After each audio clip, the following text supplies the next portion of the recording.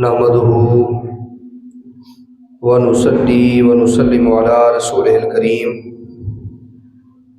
قال الله تبارك وتعالى في القرآن المجيد والفرقان الحميد. أما بعد فأعوذ بالله من الشيطان الرجيم. بسم الله الرحمن الرحيم. يا أيها الذين آمنوا كتب عليكم الصيام كما كتب على الذين من قبلكم لعلكم تتقون. آمنت بالله صدق الله مولانا العظيم وصدق رسوله النبي الكريم الأمين ونحن على ذلك لمن الشاهدين والشاكرين والحمد لله رب العالمين.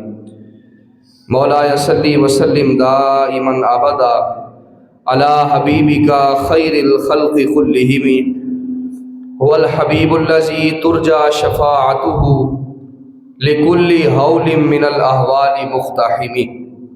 محمد سيد الكونين والثقلين والفريقين من عرب ومن عجم. يا صاحب الجمال ويا سيد البشر من وجهك المنير لقد نبر القمر لا يمكن الثناء كما كان حقه بعد از خدا بزرگ توئی قصہ مختصر. اللہ رب العزت کی حمد و ثنا حضور سرکار دو عالم نور مجسم شفیع معظم صلی اللہ علیہ وآلہ وسلم کی بارگاہ ناز کے اندر ہدیہ درود و سلام کا نذرانہ پیش کرنے کے بعد دعا ہے کہ اللہ رب العزت میری اور آپ سب کی حاضری کو اپنی بارگاہ کے اندر شرف قبولیت عطا فرمائے. حاضرین محترم، آج کے خطبہ جمعہ کا عنوان ہے روزے کیوں فرض کیے گئے. اللہ رب العزت نے قرآن مقدس کی اس آیہ مبارکہ کے اندر جو میں نے تلاوت کی، اللہ رب العزت نے اس سوال کا جواب جو ہے وہ عطا فرمایا ہے. فرمایا یا ایھا الذین آمنوا، اے ایمان والو، کتب علیکم الصیام، تم پر روزے فرض کر دیے گئے، کما کتب علی الذین من قبلکم، جس طرح تم سے پہلوں پر فرض کیے گئے تھے، لعلکم تتقون، اس امید پر تاکہ تم پرہیزگار بن جاؤ، تقوی شعار بن جاؤ، متقی بن جاؤ. اب اس آیہ مبارکہ کی ابتدا یا ایھا الذین آمنوا سے ہو رہی ہے. حاضرین محترم، یا ایھا الذین آمنوا، اے ایمان والو. حضرت عبداللہ ابن مسعود رضی اللہ تعالیٰ عنہ ارشاد فرماتے ہیں کہ جب کبھی اللہ رب العزت قرآن مقدس کے اندر یہ فرمائے کہ یا ایھا الذین آمنوا، اے ایمان والو، تو اس وقت فرمایا کہ اپنے کانوں کو خوب غور سے متوجہ کر لو اور اپنے دلوں کو بھی اللہ کی طرف متوجہ کر لو. اس کی وجہ یہ ہے کہ اللہ رب العزت آمنو کا صیغہ استعمال فرمانے کے بعد اللہ رب العزت کوئی حکم عطا فرما رہا ہوتا ہے یا پھر اللہ رب العزت کسی بات کے نہ کرنے کا حکم عطا فرما رہا ہوتا ہے. تو فرمایا جب کبھی قرآن مقدس کے اندر یا ایھا الذین آمنوا کہا جائے تو اپنے دلوں کو اور اپنی سماعتوں کو اللہ کے حضور حاضر کر دیا کرو. اسی طرح حضرت خیسلہ رضی اللہ تعالیٰ عنہ ارشاد فرماتے ہیں کہ مسلمانوں کی یہ خوش بختی ہے کہ اللہ رب العزت نے ان کو اے ایمان والو کہہ کر مخاطب فرمایا، ورنہ تورات کے اندر بنی اسرائیل کو ایھا المساکین کہہ کر پکارا گیا، اے مسکینوں، اے محتاجوں. تو اللہ کا یہ فضل ہے ہم پر کہ اللہ رب العزت نے ایمان والوں کو، بندہ مومن کو، مسلمانوں کو اللہ رب العزت نے اے ایمان والوں کہہ کر مخاطب فرمایا. اب تھوڑی سی ایک مثال سادہ سی ذرا سمجھ لیجئے. اگر کسی علاقے کا کوئی وزیر، کوئی ایم این اے، کوئی ایم پی اے یا صدر، وزیر اعظم اگر کسی شخص کو کہہ دے کہ یہ بڑا ایماندار آدمی ہے، بڑا نیک آدمی ہے، فرما بردار آدمی ہے، اگر وہ صرف اتنا ہی کہہ دے تو وہ شخص اس کی خوشی کی انتہا ہوتی ہے، اس کی کیفیت دیدنی ہوتی ہے، اور اس کے عادات و اطوار، اس کا انداز، اس کا ناز و نخرہ بدل جاتا ہے۔ تو کسی شخص کو اگر صدر، وزیر اعظم یا کوئی بھی عہدے والا شخص اگر اس کی تعریف کر دے، ایمان والا کہہ دے، ایماندار کہہ دے، فرما بردار کہہ دے، نیکوکار کہہ دے، تو اس کی خوشی کی کیفیت دیدنی ہوتی ہے۔ تو تمہیں مبارک ہو، اللہ رب العزت نے ہم مسلمانوں کو ایمان والا کہہ کر مخاطب فرمایا اے ایمان والو، یقیناً یہ ہمارے لیے سعادت کی بات ہے، خوش بختی کی بات ہے۔ تو فرمایا یا ایھا الذین آمنوا، اے ایمان والو، کتب علیکم الصیام کما کتب علی الذین من قبلکم، فرمایا کہ تم پر روزے فرض کر دیے گئے جیسا کہ تم سے پہلوں پر فرض کیے گئے۔ حضرت آدم علیہ السلام سے لے کر آخری نبی حضرت محمد رسول اللہ صلی اللہ علیہ وآلہ وسلم تک ہر امت پر، ہر شریعت پر اللہ رب العزت نے روزے کی عبادت کو جو ہے وہ لازم قرار دیا۔ ان کے طریقہ کار، ان کے اوقات وہ مختلف ہوا کرتے تھے، مگر یہ روزے کی جو عبادت ہے یہ ہر شریعت کے اندر موجود رہی ہے۔ کوئی روزہ مہینہ کے اندر 3 دن رکھتا، کوئی 4 دن رکھتا، کوئی 1 ہفتے کے لیے روزے رکھتے، کوئی افطاری کر کے سو جاتے اور دوسرے دن پھر اسی طرح ہی روزے کے ساتھ ان کو گزارنا ہوتا۔ یعنی مختلف طریقے ہوتے، مختلف اوقات ہوتے اور مہینے کے مختلف دن ہوا کرتے تھے، مگر اللہ رب العزت نے امت محمدیہ صلی اللہ علیہ وآلہ وسلم کو ماہ رمضان المبارک کے روزے عطا فرمائے، اور ہمارے اوقات، ہمارے دن مختلف ہیں۔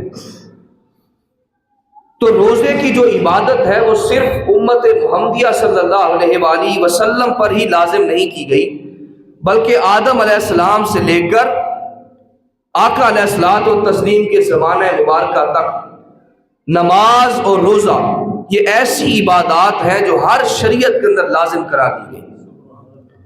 ہر شریعت کے اندر اس عبادت کو فرض کا درجہ جو ہے وہ عطا کیا گیا۔ ایک یہاں پر بڑی لطیف سی بات آپ کے سامنے عرض کرتا ہوں کہ زیادہ تر اسلام کے اندر جو عبادات ہیں وہ یادگاریں ہیں۔ اللہ کو کسی کی ادا پسند آئی، کسی کا انداز پسند آیا، کسی کی چال اور ڈھال پسند آئی، اللہ رب العزت نے اس ناز انداز کو، اس چال اور ڈھال کو اللہ رب العزت نے قیامت تک کے لیے جاری فرما دی۔ اس کی چند مثالیں آپ حضرات کے سامنے رکھتا ہوں۔ صفا اور مروہ،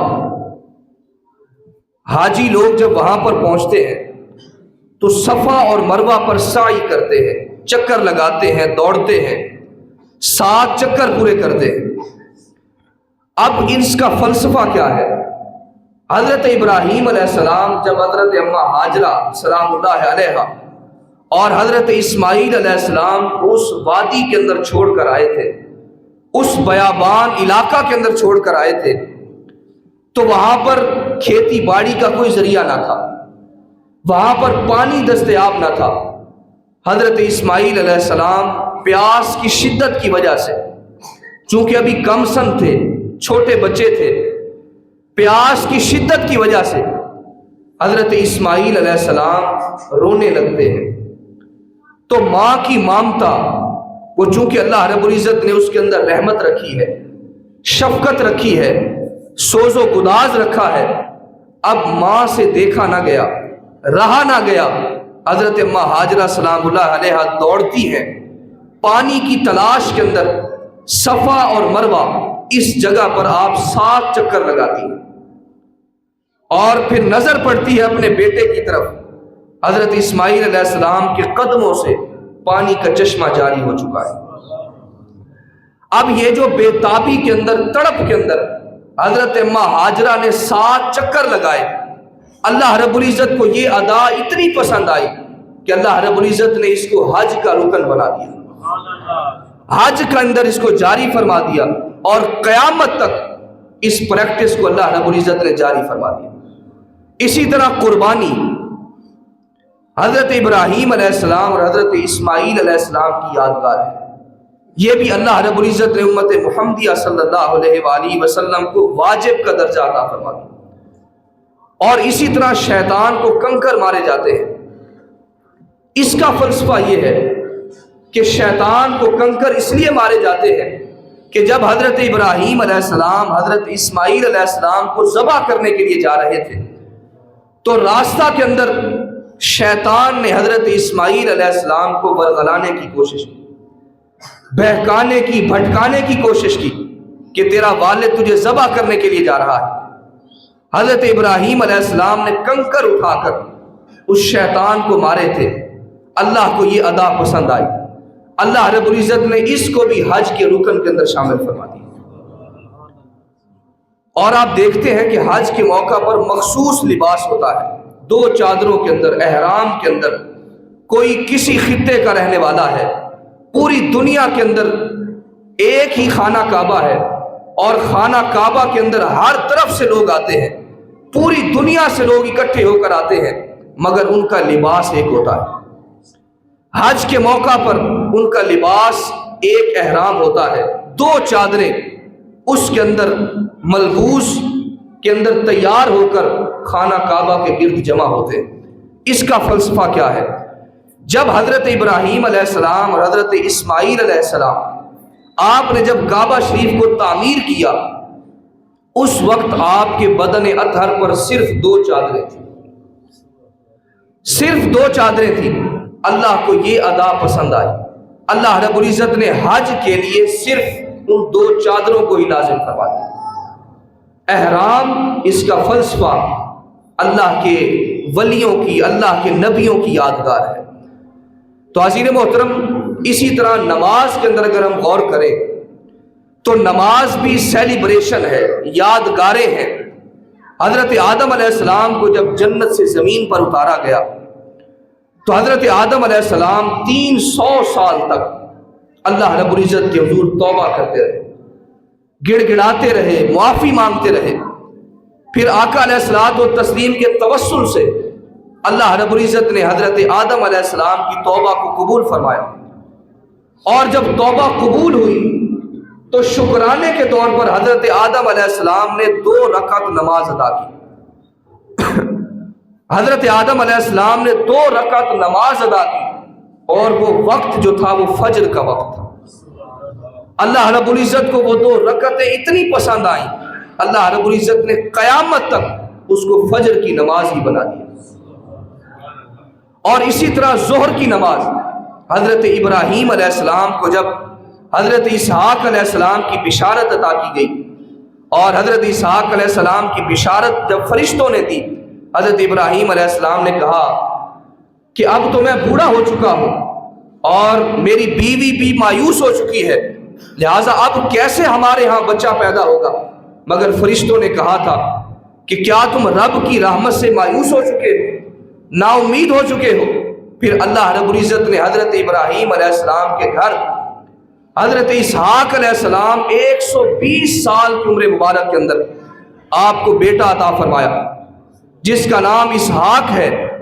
تو حضرت ابراہیم علیہ السلام فرحت کے اندر، خوشی کے اندر اللہ رب العزت کے شکرانے کے لیے 4 رکعت نماز ادا کرتے ہیں، 4 رکعتیں پڑھتے ہیں۔ اللہ کو یہ ادا اتنی پسند آتی ہے کہ اللہ رب العزت ان 4 رکعتوں کو قیامت تک ظہر کی نماز بنا دیتا ہے، ظہر کی نماز کی صورت کے اندر اس کو جاری فرما دیتا ہے۔ اور اسی طرح عصر کی نماز، حضرت عزیر علیہ السلام 3 سپارہ کے اندر یہ پورا واقعہ درج ہے۔ جب حضرت عزیر علیہ السلام ایک وادی کے پاس سے گزر رہے تھے تو وہاں پر ایک بستی جس کو عذاب الہی کی وجہ سے تباہ و برباد کر دیا گیا تھا، وہ بستی ویران ہو چکی تھی۔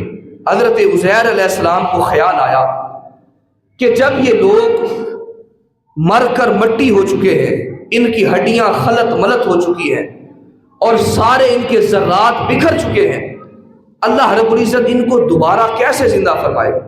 ایک خیال پیدا ہوا اور اللہ کے حضور عرض کرتے مولا میں اطمینان قلب چاہتا ہوں، سکون چاہتا ہوں، میں نے لوگوں کو تبلیغ کرنی ہے، لہٰذا میرا دل مطمئن فرما دے۔ اللہ رب العزت نے حضرت عزیر علیہ السلام کو 100 سال کے لیے وہیں پر موت عطا فرما دی۔ 100 سال حضرت عزیر علیہ السلام کو موت عطا فرمائی، اور حضرت عزیر علیہ السلام کے پاس آپ کی سواری تھی، گدھا آپ کے ساتھ تھا اور کھانا بھی آپ کے ساتھ تھا۔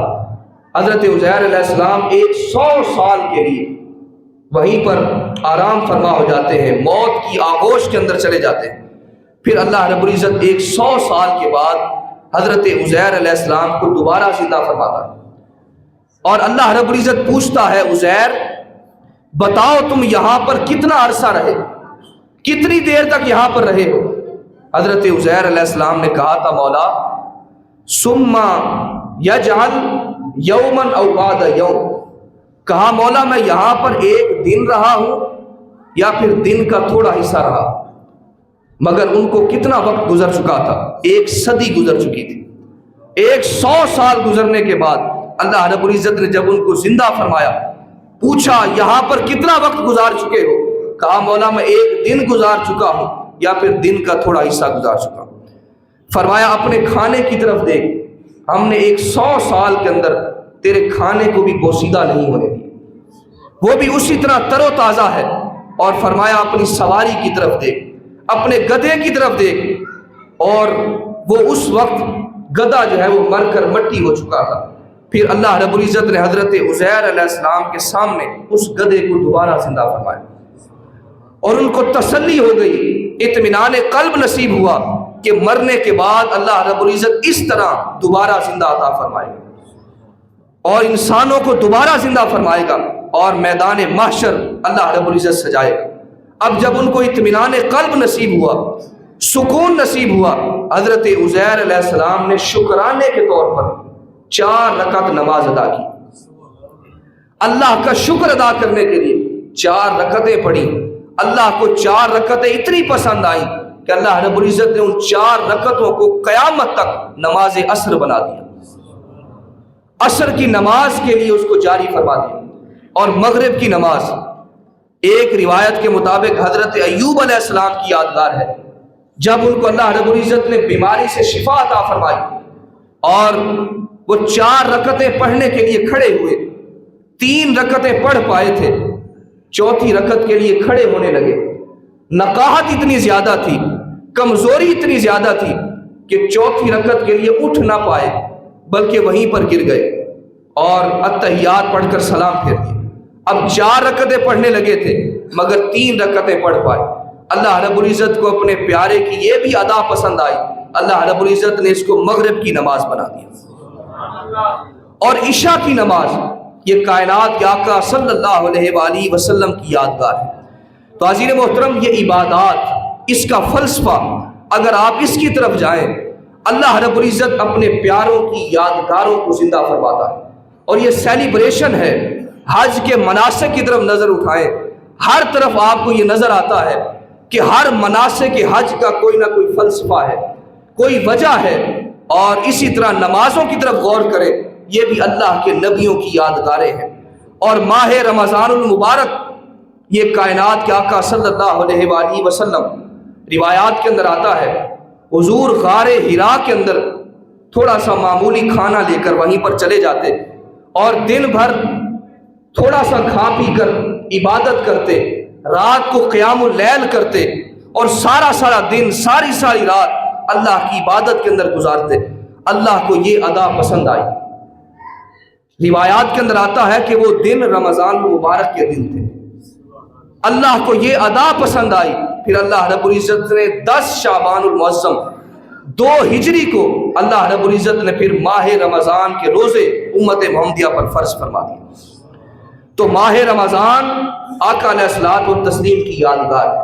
حضور علیہ الصلوۃ والتسلیم اس مہینے کے اندر کثرت کے ساتھ اللہ کی عبادت کیا کرتے تھے۔ اور آگے قرآن مقدس کے اندر اللہ رب العزت فرماتا ہے یا ایھا آمنوا کتب علیکم الصیام کما کتب علی الذین من قبلکم لعلکم تتقون. فرمایا کہ روزے اس لیے فرض کیے گئے تاکہ تم متقی بن جاؤ، پرہیزگار بن جاؤ، تقوی شعار بن جاؤ. اور حضرت ابی بن کعب رضی اللہ تعالیٰ عنہ سے پوچھا گیا، کہا کہ بتائیے تقوی کیا ہوتا ہے؟ حضرت ابی بن کعب رضی اللہ تعالیٰ عنہ فرماتے ہیں کہ کیا تم کبھی خارزار وادی سے گزرے ہو جہاں پر ہر طرف جھاڑیاں ہوں، کانٹے ہی کانٹے ہوں؟ کیا تم کہیں وہاں سے تمہارا گزر ہوا ہے؟ انہوں نے کہا جی ہاں. کہا کیسے گزرتے ہو؟ کہا اپنے دامن کو بچا کر گزرتے ہیں، کہیں دامن پر کوئی کانٹا نہ لگ جائے، ہمارے کپڑے اس کے اندر چھید نہ پڑ جائے، لباس تار تار نہ ہو جائے، لہٰذا اپنے جسم کو بچا کر، اپنے کپڑوں کو بچا کر اس خارزار وادی سے گزر جاتے ہیں. حضرت ابی بن کعب رضی اللہ تعالیٰ عنہ فرماتے ہیں کہ تقویٰ بھی اسی چیز کا نام ہے. دنیا کے اندر اس طرح رہو کہ تمہارا جو دامن ہے، تمہارا لباس ہے، اس کے اندر کبھی بھی گناہ کا دھبا نہ لگنے پائے، اور دنیا سے اس حال کے اندر گزر جاؤ کہ تمہارا دامن ہر طرف گناہوں کی لذتیں موجود ہیں، گناہوں کے ڈھیر موجود ہیں، کہیں غیبت ہے، کہیں چغلی ہے، اور ہر طرف گناہوں کے ڈھیر موجود ہیں. اور اپنے دامن کو بچا کر، اپنے جسم کو بچا کر اس دنیا سے رخصت ہو جانا، یہی تقویٰ ہے. تو اللہ رب العزت اس پورے مہینے کے روزے ہم پر فرض فرما کر ہم سے ایک ہی چیز کا تقاضا کرتا ہے، تاکہ تم متقی بن جاؤ، پرہیزگار بن جاؤ، تمہاری زندگی اللہ اور اس کے رسول کے مطابق ہو جائے. اور اسی طرح آقا علیہ الصلوۃ والتسلیم نے اسی لیے روزے کا شوق ہمارے اندر پیدا فرمائے، روزے کے فضائل بیان فرمائے، تاکہ ہم غلامان محمد صلی اللہ علیہ وآلہ وسلم ان کے فضائل کو سنیں اور ہمارے دل کے اندر شوق پیدا. ایک حدیث پاک کے اندر آتا ہے، مسند ابو یعلا کی حدیث مبارک ہے، ایک روزہ رکھنے کا ثواب دیکھیے.